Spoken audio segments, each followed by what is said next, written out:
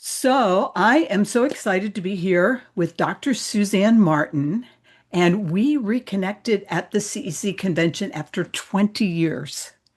That was so amazing to go, do you remember me? And you did, which was really awesome.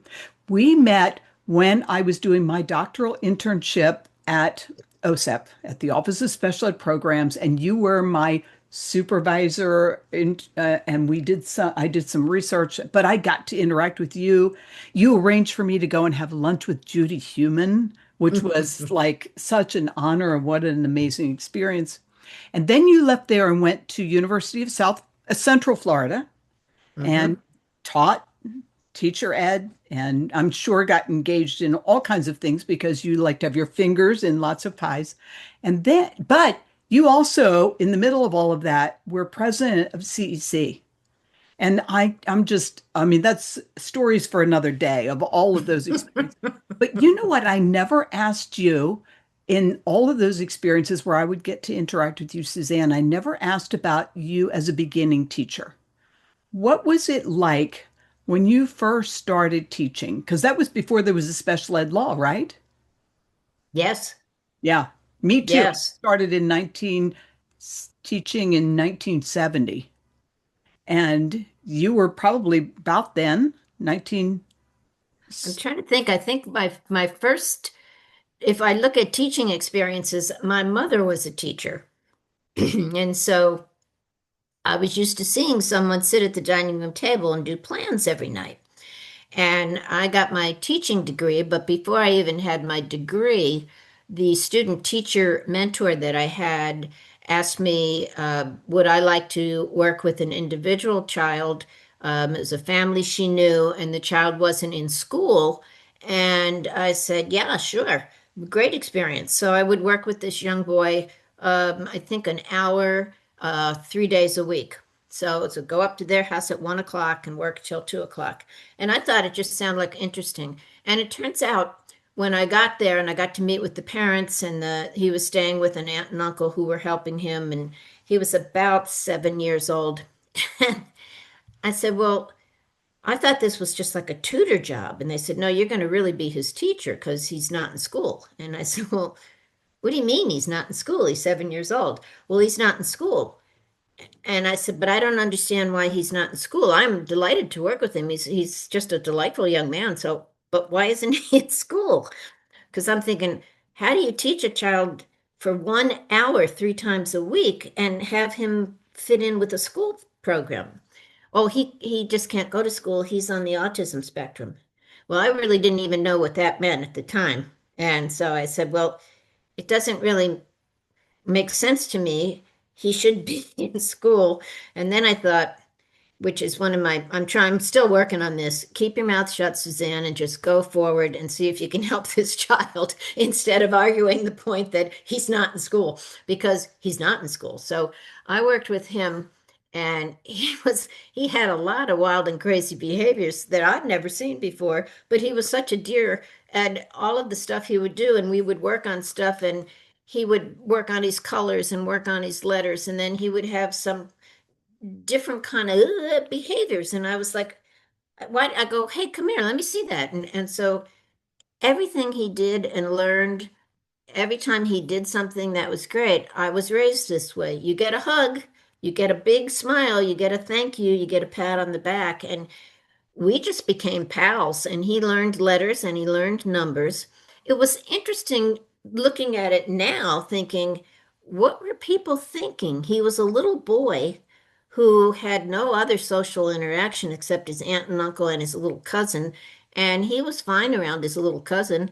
I struggled from that point on. I think I thought, I need to go and start looking into children who are a little bit different, but doesn't mean that they're deficit. They're just different. And so that was my beginning. And then I finally graduated and I got my elementary and I started teaching first grade and third grade. And I had first grade kids that couldn't tie their shoes and kids that were reading on fifth grade level. So that was another thoughtful kind of a year or two trying to figure that out. But the early days were pre 94 142 education for all children, the whole I was in a master's program when that hit, and I met a whole group of people from CEC, the three authors of that law, and they came to where I was, and I got hooked. I got totally hooked. Like, oh, there are structures in place that will help me help some children and help me learn. And these children were so amazing because I learned so much more from them than Yeah. and I would go and say, okay. So that's kind of the beginning. It was hit and miss, and you didn't know who to ask, and you didn't have, so you went with your heart and soul and just, let's see what this child could do. I have a similar story because I started teaching seventh grade English. And there was a boy in my room, and this is 1970. There was a boy in my room who could not write his name or could not read, but he was brilliant. He loved Mm-hmm. documentaries, and anything we talked about, he had more knowledge than I did. And I thought, what is going on with him? I went to my department chair and said, what should I do about Dale? And he said, look, some kids just won't learn, teach the rest. And I think that was my beginning of no way. Like I'm a teacher. I could teach anybody. And 5 years later, the special ed law passed and I was hooked. I'm like, oh my gosh, there are structures. There are people who know this. So, like you, like I followed through on that and, went all the way to getting my doctorate and having my internship with you. But I got to teach Dale again when he was in high school. I was the special ed chair in his high school, and I got to teach him. And like he would talk about what it was, what it was like now that he. So anyway, so that's the history. So we both had agency back then. We knew that it was up to us, that we could figure things out, and we Mm-hmm. had the satisfaction of, let me try something. It might not Mm-hmm. work, but I know I can figure this out. And the joy of knowing we were making a difference. And I worry about teachers today. So many are leaving the field. What do you think are the biggest challenges that schools are facing today with special ed? Well, one thing you said, and I think it has to do with agency, is I was teaching young men in seventh, eighth, and ninth grade, and they had been labeled as severely emotionally disturbed. And this was just as 94-142 was coming into play. And excuse me, one day I had five or six of the boys with me, and we were going back to class after lunch. And the principal of the school said to these young men, I'd have a decent school if I didn't have people like you in it. Well, my agency leaped to the front, thank heavens, because I was so shocked. And I turned around and I said, gentlemen, if you would not mind taking yourselves back up to the classroom, I have to speak with Mr. So and so, and I'll be up there within 3 minutes. And they turned around and they walked up. We, I said, if you ever say anything like that to students again in front of me, I will take you to the superintendent, and I personally will probably have to sue you because that's just bad practice. And I walked off. I got fired 3 times by that guy. But that's something I want to say to the new and younger teachers. The threats that are going on in our culture today and the bullying that we're seeing in our culture today makes your job so much more challenging. I had one kind of not very nice principal, and I could rise above it because I had a superintendent that was trying really hard to make sure everybody got what they needed. So that was my good fortune. But now you don't want to get fired 3 times. You can get fired for doing absolutely nothing, as some of my colleagues, since I've recently retired, some of my colleagues that had tenure and were in a really good spot are the best teachers I know. They can get fired. So you have to think really hard, like what's your inner goal and what's driving you and what makes you think I can do this.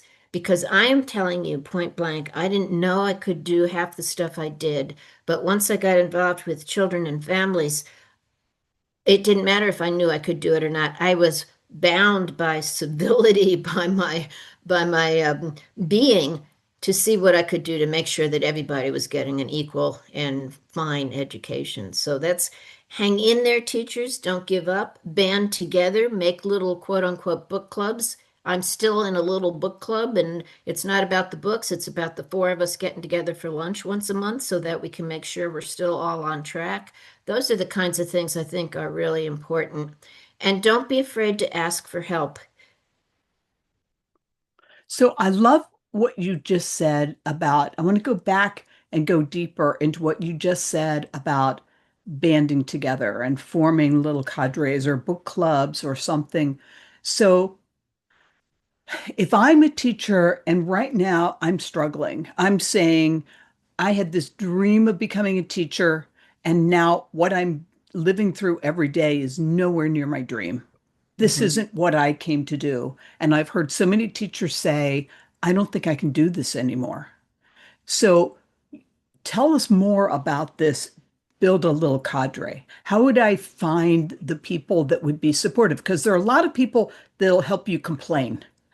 You can find lots of people that'll help you complain, and that's not what's going to keep you here. That's not what's going to keep you strong. So, what if I'm that teacher, how would I go about setting something like that up? Mm. That's a challenge.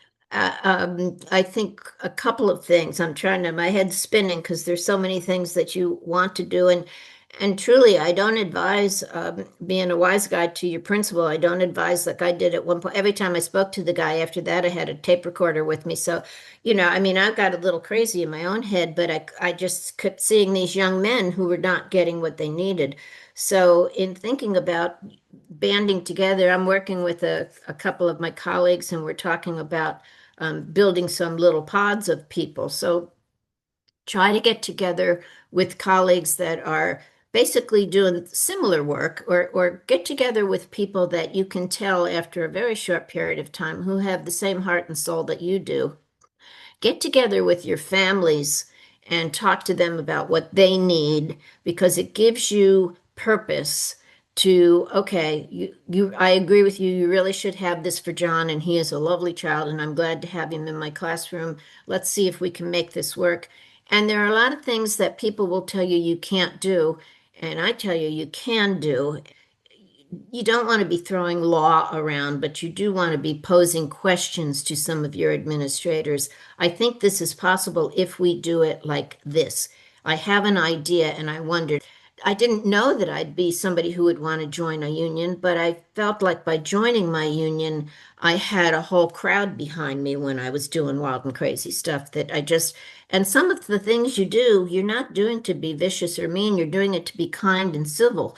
But people on the other side may not see it like that. So you have to be really cautious. But your language, the way you phrase things, the way you think about things can be um, very, very useful to help you think in terms of what's going to get me and this boy, John, to the point we need to be. So lots to think about. And again, it's just don't be afraid to stick your head out. You're going to get tromped down. I spoke to someone just yesterday, and I was like, okay, well, thanks so much. Good to hear from you. Goodbye. And I hung up, and I was like, well, that didn't go at all like I thought it was going to go. But so what? I reached out and I asked for help from somebody I knew from the past. So don't give up. Don't give up on yourself, and don't give away your own agency. Don't let that happen. Just keep saying, I know what I'm doing. I'm thinking about these children and these parents, and I know what I'm doing is right. I may need to go in another direction to make it work the way I'm seeing it. Or just ask point blank. If you're getting feedback and pushback, just say, tell me how to make it better. Tell me what the issues are. Tell me how you can help me make John have a better experience. So turn on the charm. So I'm hearing one is find other allies that can keep you strong. I'm Absolutely. also hearing don't give up on dreaming and going for what you want. You just may have to figure out the right language to use. And then the Right. third thing that I'm hearing, which you didn't say, but I hear it loud and clear, is we have to pause and acknowledge ourselves for, okay, I had the courage to do that. Okay, that really worked with that student. that moment in time, I made a difference. We have to find those little self-acknowledgement and use them Hmm. to keep restoring our spirit. Hmm. Um, wow, great. I love talking to you. I could talk to you all I day. love talking to you. I mean, we're going to have to be careful we don't just run your podcast into. Yeah. Okay. So, um, I think I'm going to wrap this up but I think there's going to be a part two. I think I'm going to come back to you when I hear, I want to do a whole one, maybe just on these cadres, little clusters that you're talking about, how that goes as it's developing. And I want to get your take on some of the work that I'm doing with building teacher agency. So we may have to do it again. And then if you want me on your podcast, I could do that too. Absolutely. We might have a series going here that'll be There you helpful go. to everybody and great Yeah. fun for us.